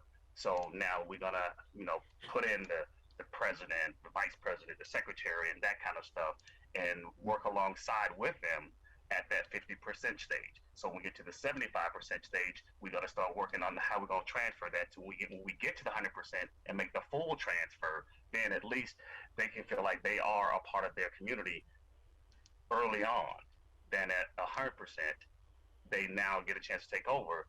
But all the horror stories we would have dealt with as commissioners and council members and others. So that's what I'm looking at. So, but I like what Schaefer said earlier, because I thought that was an ideal kind of thought thought process of 70% or something. I think he was mentioning and all that good stuff. That sounds, you know, doable, but I don't want to impose this on these guys. But I do want to think that I'm like you. We need to definitely take a look at that because there's a lot of stories that are out there, and I'm not the only one that's living it. You know, that's with the HOAs and the transfer from the developer to the homeowners. So, Commissioner Mitchell, if I could just ask one quick question, just to clarify. So when they create the homeowner association covenants and requirements and rules, they will create a document that is the initial document for this homeowners association. And within that initial filing will be the method and the timing at which it is turned over to the homeowner association. Would you like to see something that says, by the way, at say 50%, the homeowners association, when it's got 50% build out, traditionally the developer still controls the architectural control committee. Correct. And so they don't want to release that control necessarily because you don't want anything happening on the subdivision that detracts from other buyers. That's not normal. But if you're suggesting that we bring in the citizens who own in there as a new team of, this is the architecture committee, this is the president, the vice president, so that they can come in more quicker than if it were just at 100%. You're suggesting that? That's what I'm alluding to, because I just think these guys need to kind of get in early and feel like they, you know, I'm a part of this community and we're just at 50%, because just what if, I'm being hypothetical, what if, you know, as we've seen in the past and a couple other subdivisions that didn't make it and never got built out, and now they've sold off lots. Not that these guys will even think like this, but we're waiting on that last phase to be built out, and we're selling lots, you know, 50 cents on the dollar. No, that's not going to happen, Commissioner. I hear you. I hear you. Okay. Mr. Commissioner, Yes. Mitchell. Okay. We have months to go before we will even be preparing those documents. And I can on behalf of our client to say that we will interface with the county, and if there are recommendations that help alleviate some of your concerns, we'll certainly listen to that and give consideration to what can be done by our client to address those problems that you've mentioned. Right, and again, I don't want to, like I said, I don't want to make this a big stink, but I just wanted to make sure that at what point, and I get it, and I respectfully understand that at 100% is when we make the transfer, but I don't know if that's kind of should be it. I think, you know, for those citizens who already moved in and they're at, I'm using the number of 50%. To me, that's at least a magical number to say we're going to engage with the citizens at that 50% level with that homeowners layout and kind of start trying to work through not giving ownership of the HOA, but at least acknowledging that 50% is there and they are part of, you know, the what happens with their HOA dues and what is being spent on. At least they can have access to the records, to knowledge of what's being spent or not being spent, who's representing who in this whole makeup. Because Joe, just understand, we're dealing with HOAs now with these types of situations, and some of them are not even built out. So now the developer totally controls until they build out. I don't think that's becoming a good look in our favor. So at least in the citizens' favor who live there. Commissioner? Input, Mr. Commissioner, and we'll certainly look at that, and we'll interface with staff to address any issues regarding this. Commissioner, I'd just like to add, while you guys were talking right there, I just went offline real quick and did some consulting with some of my colleagues. In some of our larger subdivisions, we have actually enacted some advisory committees. So they're not actually HOA, but we've been proactive in where we've got, you know, an extended build out time. We've reached out to the community to put together like little advisory boards so that there's input from the residents. I just think the engagement is part, as you probably understand what I'm looking for, as to at what point do the citizens that live there and start getting engaged. I understand. Yeah, I understand. I just wanted to let you know that it is something that we have, you know, looked at. So if I'm hearing you correctly, you're okay with even something similar to working with Phil and these guys and trying to look at some kind of way of whatever that percentage is, and I just use 50 just as a magical number, as to at least starting to engage the community, that community with kind of. Yeah, I mean, I can't commit to that. I mean, I don't have my legal team here. I don't know all the ramifications. Certainly, we're open to talk about it and look at what Century's done in the past and see what we could do in the future for sure. I know there was also some discussion of, of a bond at certain percentages. But again, Commissioner Mitchell, you raise a good question. It's something that we are looking at. I'm not sure, outside of our Unified Development Code and having the phase one being incorporated into the phase one of these developments, it does raise a lot of questions, and we would, as staff, we'd be willing to delve into that a little bit more. We've got some thoughts that we want to bring forward, but I don't think they're an answer to a percentage. Right. And Ron, I don't expect one. I'm not expecting anything like that. No. As you see, I'm just curious as to that layout, and I'm glad to know that it's at 100%. Oh, got it. But just understand, I think you guys hear me clearly to understand that why I'm asking this question, and just listening to the P&Z guys and what they was talking about, and just thinking about what's out there now. Yes. How do we do it better? And I think Phil has some great ideas. I kind of like this. I wish we had kind of talked about something like this earlier, but my thought was just triggered just a moment ago. So I'm going to leave it there. Thank you guys. I appreciate it. Well, hold your breath for the UDC changes. Okay. Thank you again. And Madam Chair, I yield the floor. Go right ahead. Thank you so much, Commissioner Mitchell. Any other questions from the board? Madam Chair. Vice Chair Robinson, you have the floor. Yeah, I listened to the policy discussion, and we'll repeat it here in a minute. What I want to make sure, there's two separate issues. There's amenities, and then there's ownership as far as HOA going forward. How do we run ourselves? The constitution of running ourselves. There's building the city, building the actual asset. And then how do we behave within that to maintain that asset? Those are two separate things. We have state legislation that's in play right now that we filed today, that we adopted, that looks at the separation. We talked to our delegation last year about training and developing our HOA officers. Well, how do we manage these things going forward, and how do we not move on our own citizens? That's separate from the developer who has property rights. I'm listening to this, I'm like, yeah, I hear you. It's like, wait a minute, I'll let you in, but I'm still owning this thing. Ain't enough of y'all yet to give you that type of voice. Two separate things. And that's why I hear staff, y'all caveat. I'm like, okay, don't slip. And I'm hoping that this doesn't get pinched on, and I appreciate Commissioner Mitchell not move hard as a condition on this. It's bigger than that. And we need to set it for everybody. I'm listening to, it's like, okay, guys, those are two separate things.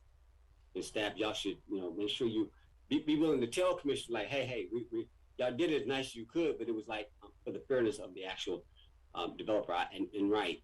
And I need you to confirm this, Ron. Well, we already have something in the books regarding amenities dealing with Palmer Falls. And if you don't remember James Worthington, are you out there? Please clarify what we already have on the books. It says by a certain set, the amenities better be in place. Ron, yes. So speak to that, please. Sure. This is James Worthington. Yes, Mr. Commissioner, you're correct. Our current, in Article 5 of our Unified Development Code, goes over amenities. And in the tables, it explains when and how the size and what requirements are. And there is already a requirement in there that, and I'm going to read this real quick. All required amenities shall be completed and available for use prior to the issuance of a final plat approval for the initial phase of the subdivision. So before you can actually start selling homes, the amenities have to be in place. And that's the way it reads currently. That's right. So we tighten things up for before they can sell all the homes and be gone before they do the amenities. Correct. Correct. Vis-a-vis Palmer Falls. So it was out of that experience that we hit, okay, this is unacceptable. And our citizens are looking at us as, why did y'all allow that to happen? Like, okay, so we had to make sure, to Commissioner Mitchell's, we're trying to be a little bit more proactive and look long term. So I wanted to just highlight that because I didn't hear it. Guys, why are y'all talking about that? That's already in play regarding amenities.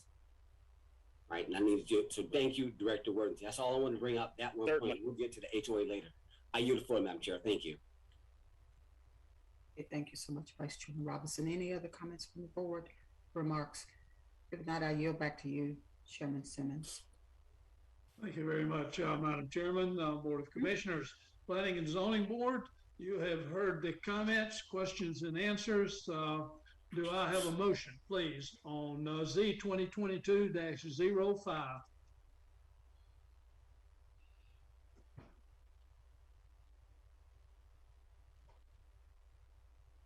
This is Frank Payne. I make a motion to approve application Z 2022-05, a request for rezoning from RA Residential Agriculture to PRD, Planned Residential Development for a residential subdivision with the findings and conditions as presented by staff. Thank you very much. I have a motion. Do I have a second? Second. And that was Mr. Penniman? Yes, sir. Thank you very much. I have a motion and a second. Planning and Zoning Board, do we have any discussion? Hearing none, I'll call for a vote on the motion of Z 2022-05 to be approved. Mr. Thomas? Yay. Ms. Knowles? Yay. Mr. Penniman? Approve. Mr. Curry? Yay. Mr. Payne? Yay. Mr. Nicholson? Yay. Thank you very much, Madam Chairman. I'll turn it over to the Board of Commissioners with a unanimous recommendation to approve Z 2022-05 with the findings and conditions as read into the record by Mr. Schaefer. Okay, thank you so much, Chairman Simmons. Board of Commissioners, you've heard all the questions and answers. Do we have a motion to approve? Yes, Madam Chair, I'd like to make the motion to approve item number Z 2022-05 with the following conditions and findings stated by the Planning and Zoning Board. Second. Okay, we have a motion and a second. Any discussion, board?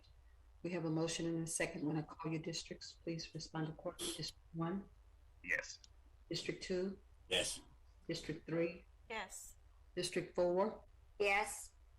Chairman, yes. We have a 5-0 unanimous vote and the motion carries. I yield back to you, Chairman Simmons. Thank you very much, Madam Chairman, Board of Commissioners. Mr. Frampton, Mr. McCullough, Mr. Fowler, thank you very much for your presentations. And best of luck on this venture going forward. Thank you very much. Thank you all very much. We're going to do our very best. Thank you. I'm sure you will. Appreciate it.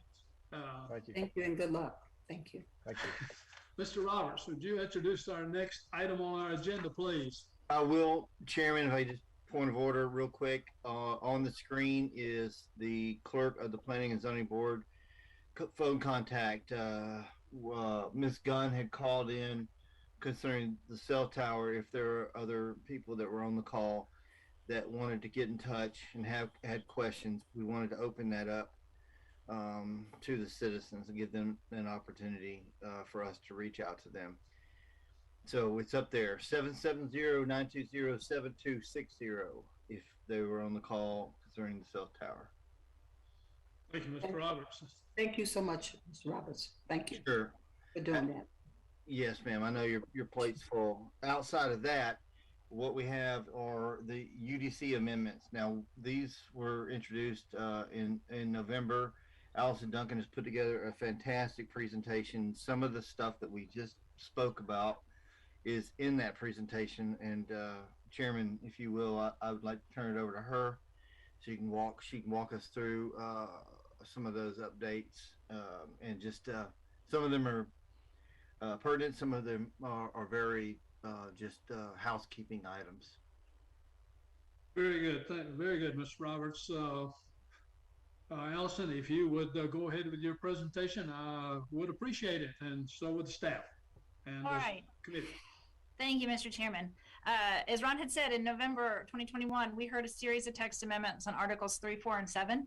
And so tonight we're bringing forward text amendments to Articles 5, 8, 9, and 10. A lot of this information is what we affectionately refer to as back of the code stuff. It's kind of the minutia of the implementation of how we, handle project design for Douglas County. So I just want to say I'm grateful to my colleagues in engineering, transportation, and water and sewer authority who took a lot of time with us to kind of work through some of these very technical details. I would like to draw your attention to two specific items related to Article 9. As always, we have a whole series of slides that go through in detail what we're proposing, but we also know that you already have received in your packet the 116 pages that include the proposed amendments highlighted in yellow. So I think that I will just kind of highlight a couple of things quickly. My guess is we're also going to want to have a little bit of a chat about HOAs. And then I will turn it over to see what specific questions there may be in regard to all the information. So I want to jump to Article 9 right now and point out one small change from what's in your packet. The Water and Sewer Authority had asked for us to change the minimum impervious surface in the Dog River primary from 15% to 18%. That's going to be for both residential and non-residential development. So that was a tiny change that they came back and asked us to amend after the packets were published. I also would like to note in relation to Article 9, which deals with watershed protection, we are bringing forward a map amendment for the zoning map for the overlay districts. So the Water and Sewer Authority has asked us to better delineate two small area watershed districts for the Sparks Reservoir and the City of East Point intake. And that's what you see here in the pink and the blue. And if I just kind of zoom out to look at something county-wide, it's these two hashed areas that you see on your screen. So that's the change to the overlay that we are working to tweak in regard to the amendments of Article 9. And so I just wanted to share those two things. Otherwise, I'm happy to take any specific questions that you may have about any of the amendments. My colleague, Bruce Mercer, I think is here with us tonight to answer anything specific to Article 10, which deals with a lot of road design and construction standards.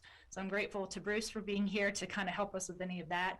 But otherwise, I will pause there and see what specifically there may be questions about after you've reviewed the information in your packet.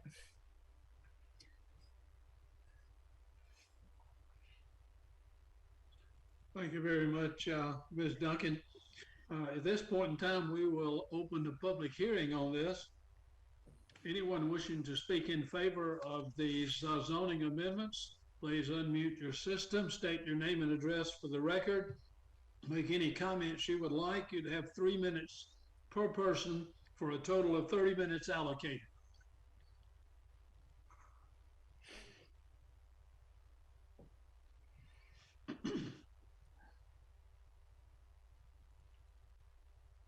Hearing none. Anyone wishing to speak in opposition to this application and these amendments, please unmute your system, state your name and address for the record, and make any comments you would like. You would have 3 minutes per person for a total allocated time of 30 minutes. Go ahead.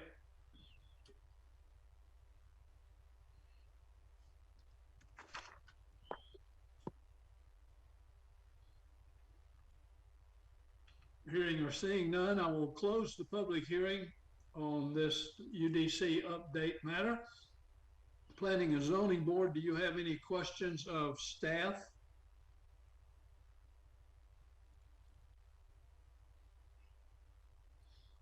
Hearing no questions from Planning and Zoning Board, Madam Chair, I'll yield the floor to you for questions from the Boards of Commissioners. Thank you so much, Chairman Simmons. Board of Commissioners, do we have any questions for the staff this time? Yes, ma'am. Okay, Commissioner Guider, you have the floor. Okay, okay.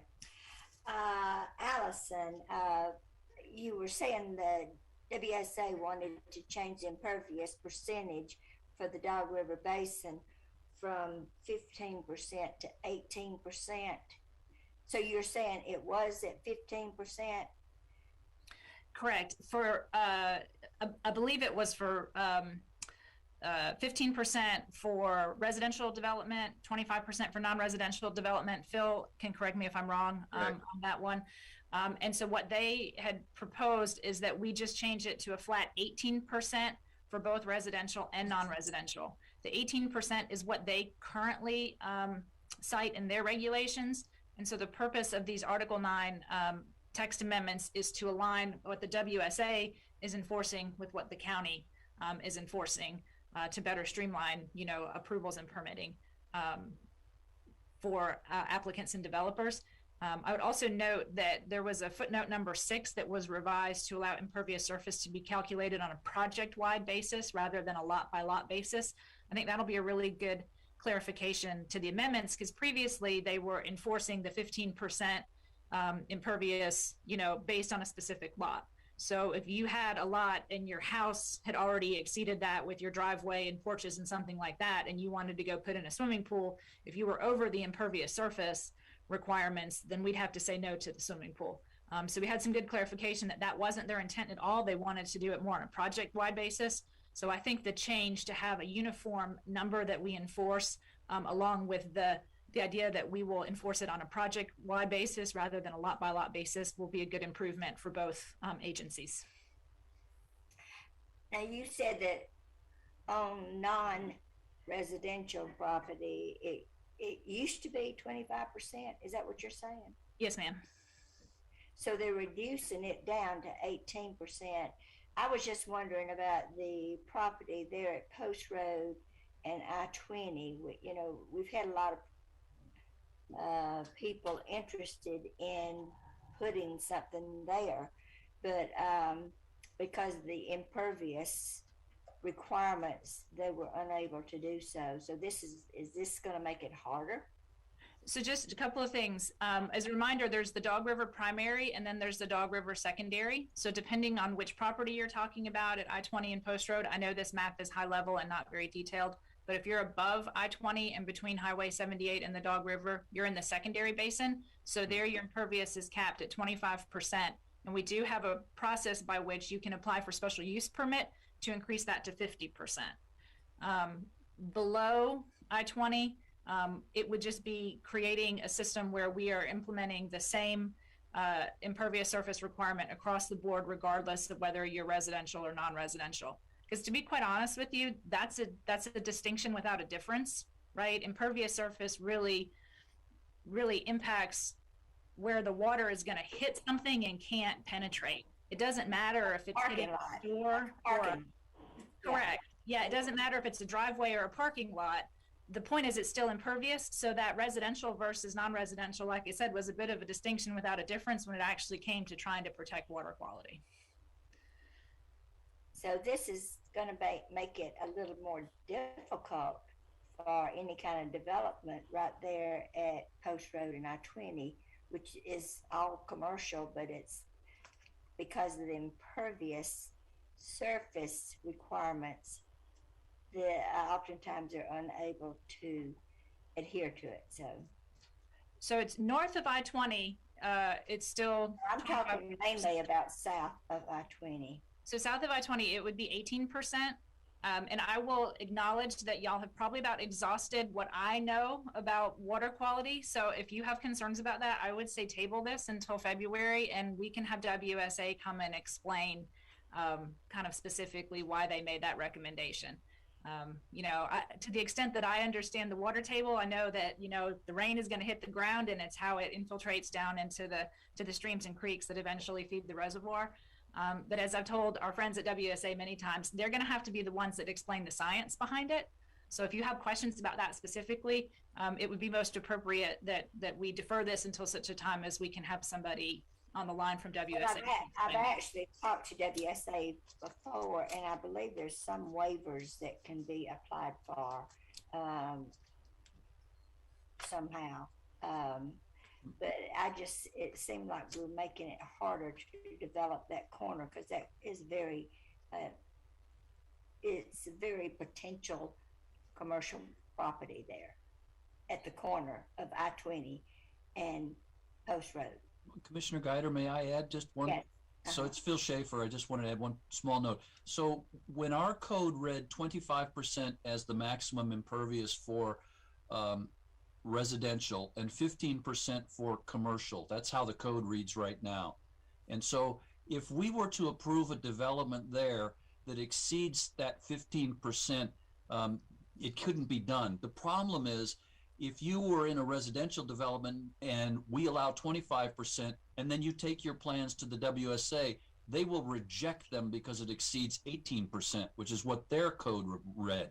So by taking their 18% for everything, it fixes that discrepancy where you may say yes as a county commissioner and the WSA as an authority would say no. And then we would be stuck with a developer coming back to us saying, well, what's going on? Why can't I develop? And that has happened. Okay, I will take it offline with Gil at the WSA and let him go. It's been a while since we've discussed this, but I will let it go. We can always adjust it somewhere down the road if we had to. So that I yield back. Thank you. Great, thank you. And thank you for that clarification, Phil. I appreciate that. I think I had misspoken. Thank you so much, Commissioner Guider. Any other questions from the board this time for Allison or Phil Schaefer? Okay, if there are no further questions. Madam Chair. Okay, Commissioner Carthen, you have the floor. Thank you. So wanted to briefly touch on the HOA amendments.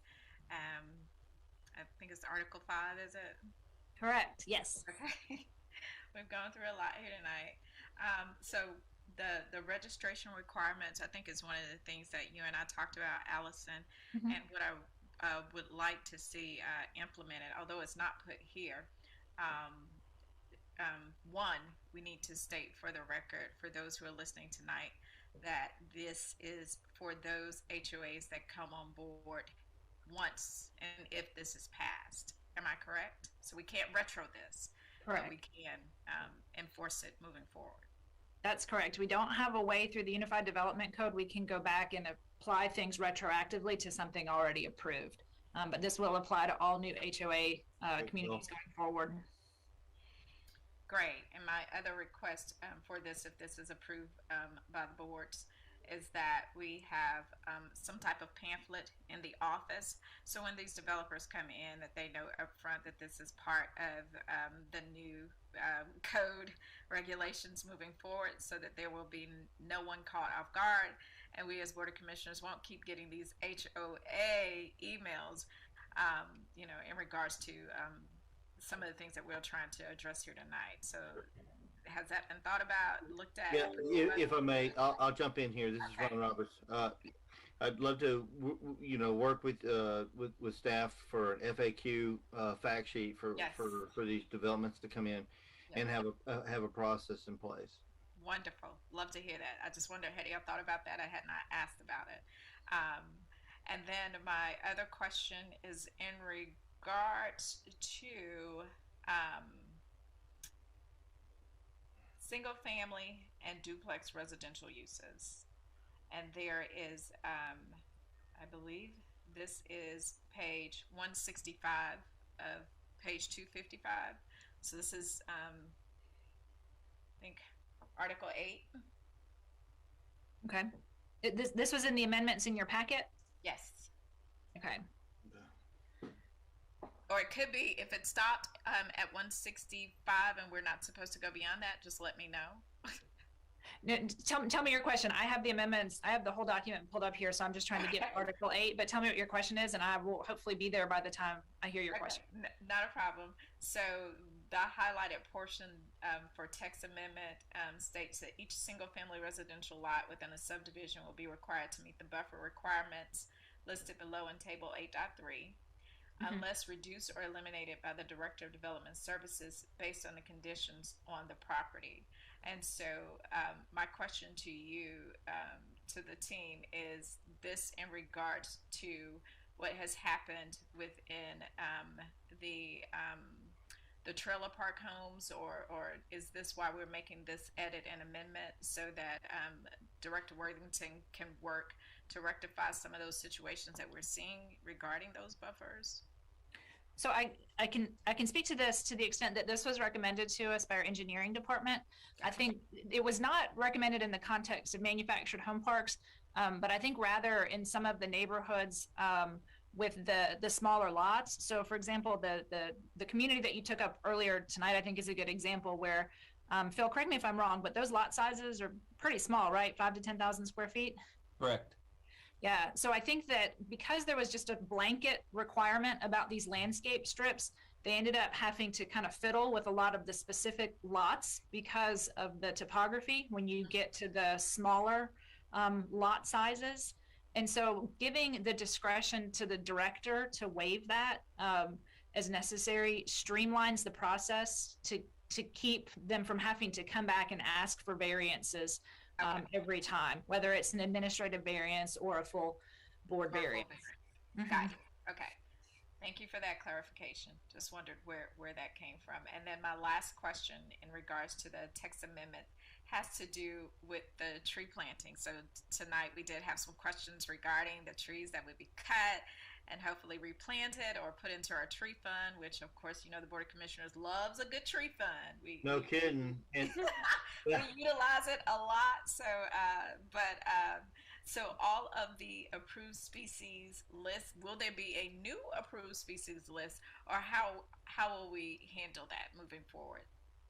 Sure. So let me jump back over here and see if I can get to the species list, right? So you're talking about this revision to section 820D3 removes the current list of approved tree species in favor of the recommended tree species selections from Urban and Community Forest Sustainability, which is published by the Georgia Forestry Commission and updated from time to time. So that's basically a document that gives more diversity of choice than what we have under our current code. I couldn't tell you, and I don't think anybody on the staff could tell you where we came up with the current tree species list. It's just kind of been there for a minute. So we looked at our options, and the Georgia Forestry Commission publishes, recommended guidelines, for trees that are appropriate for Georgia. So we figured they were the experts on this, and it's our recommendation that we just defer, to that document. And I'd be happy to share a copy with that if anybody would like to see what's in that.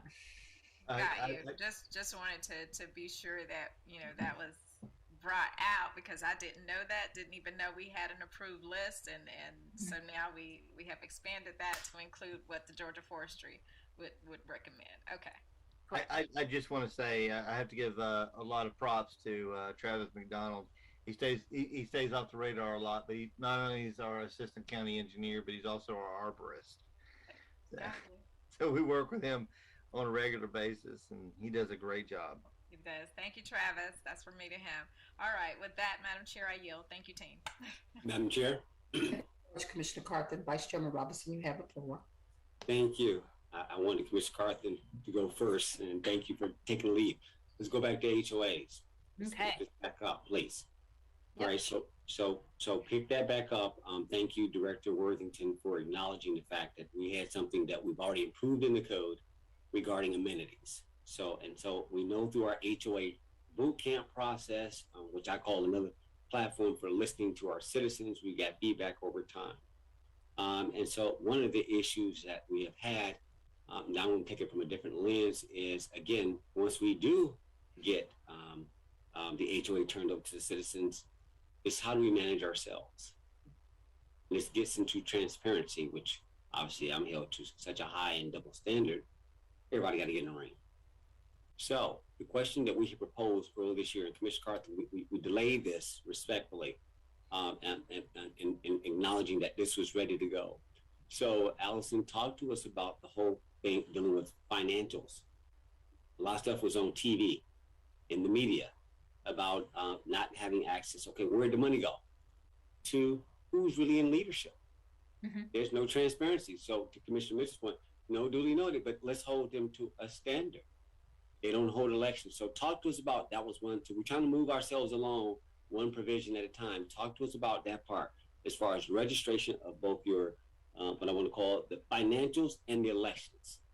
Stay there. Yeah, sure thing. So in our code right now, prior to the time that a community gets its final approval to sell lots, they do have to submit a copy of their covenants for their homeowners association or their property owners association. Now, just to clarify, there is state statute, right, that governs, the basic requirements for property owners associations. So we have to make sure we stay on the right side of good of that. But what we have done is add some language into the UDC that would say your covenants are going to have to include provisions that speak to kind of relevant information about elections, relevant information about financials. You're going to have language in your covenants that specifies how property owners will be notified of upcoming elections, and that information of this nature will be submitted to the county, and the county reserves the right to post it on a website for the sake of transparency. So to clarify, this would all be information that before we can sign off on the approval for a project, they would have to show us that they have met these requirements in the covenants that, as Phil had shared earlier, will be recorded in Superior Court as a part of the project. All right, so I want my peers to listen to what's being proposed. Is this already in here, or what are you saying? This is what's being proposed, right, Allison? I just want to clarify. Correct. If approved tonight, the specific language is in your packet. If approved tonight, this will become part of the code going forward, and it will be new projects will be subject to these requirements. Right. So let me bring a clarifier, which is we're just legislators, right? And we're not saying that staff, meaning Allison and them, are going to put this website up or whatever, however do this. We're enabling the atmosphere. So we're Congress recreated, the executive side goes and implements it. So I want to clarify so that we don't overreach in this moment. We just want to create the atmosphere. Thus, y'all shall do this when you come into Douglas. First things first, be transparent, right? And so so to the point that when that developer, Commissioner Mitchell, when they turn that over to the citizens at large, there's an expectation that just like y'all want him to be transparent, y'all got to be transparent, and y'all got to manage yourselves accordingly. When are the elections? And we've got too much drama going over here in the county regarding just transparency. And there is some degree of alleged fraud and different drama out there, right? It's all over the place. It's not in just one. It's like, yes, it is. And they're heavy-handing each other. Now, y'all know doggone well we could not report our financials. By the way, they're due, guys. You cannot report your financials as an elected official, nor can this county never not put out that election results, ever. So why is there not the same standard? Right? You're talking about managing yourselves, and that you can put a lien on somebody's property and take it when you don't behave according to certain things, but you're not going to release the financials. So who's really in control? Who got the money? Who in control? But yet they can wield power like that on top of people. This is what this does to show accountability. So thank you for having that code there. I think it's, Madam Chair, I think, and to my fellow commissioners, there's a, if this is passed today, obviously there's an implementation conversation. This is, okay, does the clerk post everything themselves, like we fill things out, or do we outsource to somebody to put up a website in which they manage it in the community? That's to be determined, but not to be created here. This is just legislation. So I want to stop there and acknowledge that part, that you guys have that in there. I want to, I think the registration is key to Commissioner Carthen's point. I mean, I've got a citizen called me, it's public, this weekend that within her community, you got Airbnbs that are being rented to different people and that maybe are not of age. And you've got these parties. And again, back to where's the responsible adult here? All right, so so can it be managed through an HOA? So one of the things I am proposing is somewhat to this point is the HOA court, a formal court, not in this moment. It's something that we have been talking to with our colleague over in Fulton County, Marvin Arrington. This is something that did come up at a recent event they had with a Superior Court judge. So it's something that we're like, okay, well, where do they file? Where do they have recourse when they have issues, right? We recognize that this is a state issue. Thank you, Allison. But where we have power to do this without being in conflict, they can come over there and like, okay, slap you like you're in violation of state law, right? So we know this. So, but at the same point, there's nothing that prohibits me from encouraging people to put out their financials, to put out their elections. That's like, okay, you want to be transparent, don't you? Right? And we also have the provision about training people. That's what the HOA is. So we have to get this pen. We have to be trained to know how to act, how to behave, how to wield power appropriately amongst our peers, not overhanded, not bravado type stuff. Right? We have to behave a certain way. All right, so I think this is a way in which we're trying to help our citizens when they have that type of power. And again, I have a problem with that lien. We know that we can't touch that. If they can move on somebody's, that's powerful. I mean, just to take it, but then you don't know where the money's going, and you have no understanding of anything, and you're not trained. So you have some people who are lawyers, and they get on these boards, and you have some people that have got a little knowledge because they've been on nonprofits. But the average person is sort of like, okay, y'all just volunteer. You're exploiting it. You're killing it, and y'all know it. And this is just us. And I'm saying, okay, we got to do something about this. We're looking dead at it, right? And it does happen. Not everybody. It's that 2%. 2% of people in the jail we know are felons, right? In the box. So we're only probably 2%, but it's enough that we got to spend 60% of our budget to deal with public safety for that 2%, right? So my point is, I'm not trying to overextend the point. But this is something that we know the citizens have had a concern about, and I think all of us have had this experience. And so I just want to sort of, for the record, that no, we are doing what we can do. And look, what this is a state issue. Yes, these things are chartered at the state level. Then we get this. Well, what are y'all doing locally? We're going to do the best we can. Right? We're going to do what we can to not be in violation of our delegation. They come down here and have to slap us like, what are y'all doing? We recognize and we want to respect you doing something in the statutes on the books, but where we can take liberty, says, when you come in Douglas, you're going to build that amenity. It doesn't prohibit me from doing that. We're going to do it.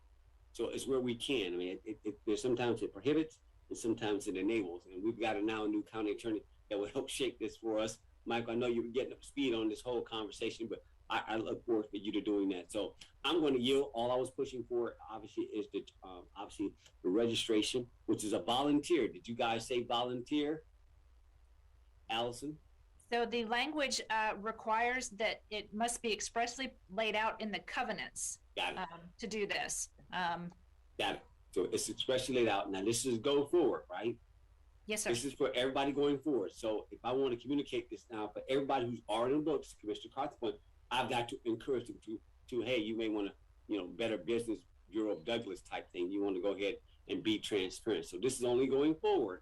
We can't grandfather back, guys. We don't have that power, but yet there is a degree of communication, Madam Chair. If this legislation goes forward, how do you enable it? And so we'll take that up as you, as the executive administration. I just want to make that point. I'm going to yield. Thank you. Thank you. Good job, guys. Great job. You got it in there. And we'll just take it one step at a time. Thank you, Commissioner. Sir, thank you. All right, thank you, Vice Chairman Robinson, and thank you so much, Allison and Phil Schaefer, and also Ron Roberts. Any other questions or remarks, board, before I yield back to Chairman Simmons? Okay, thank you. I yield back to you, Chairman Simmons. Thank you very much, Madam Chairman, Board of Commissioners, for that discussion. Planning and Zoning Board, you've heard the discussion, you've heard the comments. I need a motion on the UDC updates, please.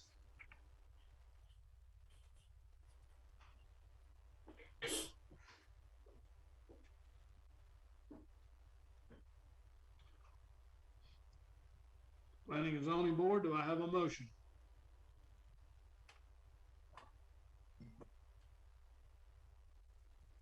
This is Frank Payne.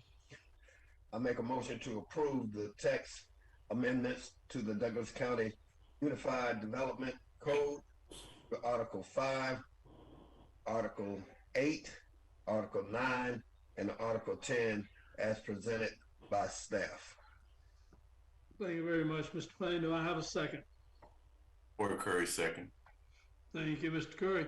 I have a motion and a second. Planning and Zoning Board, do we have any discussion, please? Hearing no discussion, I will call for a vote on the motion to approve the UDC text amendments as presented by staff. Mr. Thomas? Yay. Ms. Knowles? Yay. Mr. Penniman? Approve. Mr. Curry? Yay. Mr. Payne? Yay. Mr. Nicholson? No. Thank you very much. Madam Chairman, I will turn it over to the Board of Commissioners with a recommendation for approval of the text amendments as presented by staff for the Unified Development Code, Article 5, 8, 9, and Article 10. Thank you so much, Chairman Simmons. Board of Commissioners, you've heard all the questions and answers. Do we have a motion to approve? So move as recommended. Okay. Do we have a second? Second. We have a motion and a second. Any discussion, board? Yes, Madam Chair, I got one. Yes. One is more of a point of clarity regarding HOA to staff. How many neighborhoods are in Douglas County, and how many HOAs do you know that are registered right now? Just the best you can for the record. I know every neighborhood is not a subdivision. I know this. You guys, we're just trying to frame something, quantify this on the impact of what we're saying here. And if I could actually give you an exact answer to that, if you can give me about 5 minutes. So if your approval of this isn't hinging on that information, if you want to move forward with the vote and move forward with the vote on the zoning map, I can pull up my GIS map and give you a pretty accurate count within about 2, 3, 5 minutes. Man, I don't want to belabor the moment. I just want to, again, for the record, so people understand the order of magnitude. What are we really saying here? Right? I mean, it's more of that. So it's not, no, you guys know I'm a quant guy, but it's good. I want to know the number of neighborhoods, but find the answer for me, please. Just find the answer. The number of neighborhoods and the number of HOAs that are of record. And again, I can come back later as an amendment, like make sure you insert that, because that was just important to me, but I won't belabor the vote, Madam Chair, respectfully. I just want to know. Thank you. Okay, thank you so much, Vice Chair. Any other comments from the board? We have a motion and a second on the floor. We have a motion and a second. When I call you district, please respond accordingly. District 1? Yes. District 2? Yes. District 3? Yes. District 4? Yes. Chairman, yes. We have a 5-0 unanimous vote and the motion carried. I yield back to you, Chairman Simmons. Thank you very much, Madam Chairman. Mr. Roberts, would you introduce the next item, please? That was actually it, was the UDC updates. Right. We do need a quick vote on the map amendment, I believe. Yeah, we do. Yeah, I'm sorry. Yeah. That was a map amendments that you showed us in your presentation, right, Ms. Duncan? Yes, sir. I would like to just make it clear that in addition to changing the text, we are going to tweak the boundaries of the overlay, which actually is on top of the base zoning classification. So we've identified that as application M2022-03. And I apologize. I didn't see that. I just spilled coffee all over everything. So yeah, we need a vote on that. Okay, Planning and Zoning Board, do we have a motion to adopt the official zoning map?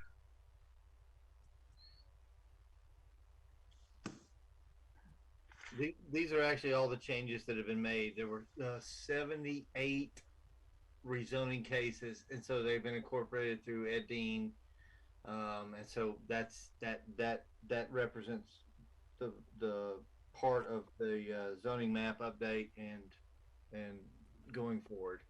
Yeah, so quick clarification, we did that map amendment November 30th, and then this is just changing the boundaries of the overlay. I can jump back here and just kind of show you, it's these hash boundaries here. We just want to make it clear that the map going forward will include the outline of these hash boundaries, or again, these two boundaries that you see here. This was an express request of the Water and Sewer Authority. That has to do with the East Point reservoirs over there in the East End of the county, correct? Correct, right. To the point that Mr. Schaefer raised earlier, WSA and Douglas County have some different, requirements on the books right now. So you come to the county and we tell you one thing, you go to WSA and they tell you another. So just tweaking these boundaries will make it that we all are administering the same provisions across the board. Okay. Absolutely. Thank you very much. Planning and Zoning Board. Lastly, I guess we have to have a public hearing on this. I will open the public hearing. Anyone wishing to speak in favor of the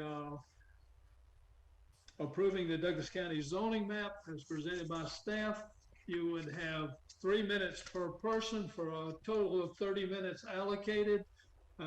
If you would like to speak, please go ahead, unmute your system, state your name and address for the record.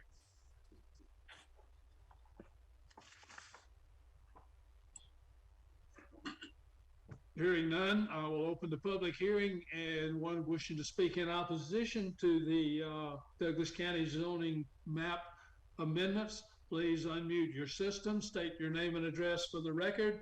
You would have 3 minutes per person to make comments for a total allocated of 30 minutes.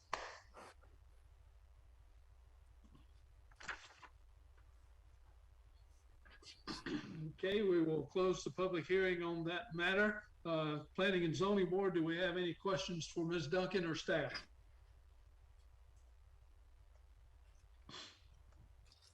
Hearing none, Madam Chairman, I will yield the floor to the Board of Commissioners for any questions they may have of staff concerning this. Thank you so much, Chairman Simmons. Board of Commissioners, at this time, do you have any questions for the staff regarding the tweak of the boundaries of the overlay? Okay, if there are no questions, I'll yield back to you, Chairman Simmons. Thank you very much, Madam Chairman. Planning and Zoning Board, may I have a motion?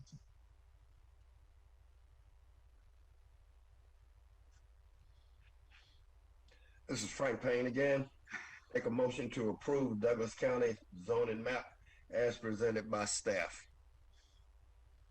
I have a motion. Do I have a second? Mr. Chairman, it's Kurt Nicholson, second. I have a motion and a second. Do I have any discussion, Planning and Zoning Board? Hearing no discussion, I will call for a vote to approve the map adjustments as presented by staff, and all in favor, when I call your name, please respond with a yay or a nay. Mr. Thomas? Yay. Ms. Knowles? Yay. Mr. Penniman? Yay. Mr. Curry? Yay. Mr. Payne? Yay. Mr. Nicholson? Yay. Thank you very much, Planning and Zoning Board. Madam Chairman, I will send it over to you with an approval as presented by staff for the Douglas County zoning map adjustments. Okay, thank you so much, Chairman Simmons. Board of Commissioners, do we have a motion to approve the planning and zoning map adjustments? Do we have a motion? So moved as recommended by the Planning and Zoning Board. Second. Okay, we have a motion and a second. Any discussion? We have a motion and a second. When I call your districts, please respond accordingly. District 1. District 1. Let me try district. Yes. Okay. Okay. Okay. District 2. Yes. District 3. Yes. District 4. Yes. Chairman, yes. We have a 5-0 unanimous vote and the motion carry. I yield back to you, Chairman Simmons. Thank you very much, Madam Chairman. I believe that concludes all the items on our agenda tonight for Planning and Zoning Board. So I will adjourn the Planning and Zoning Board and turn it over to you, Madam Chair.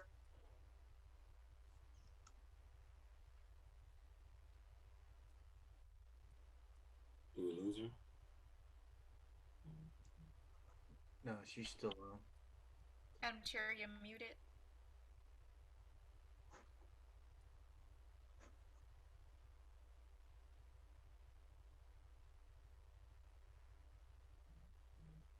Sorry about that. I was struggling. I couldn't get unmuted. Thank you.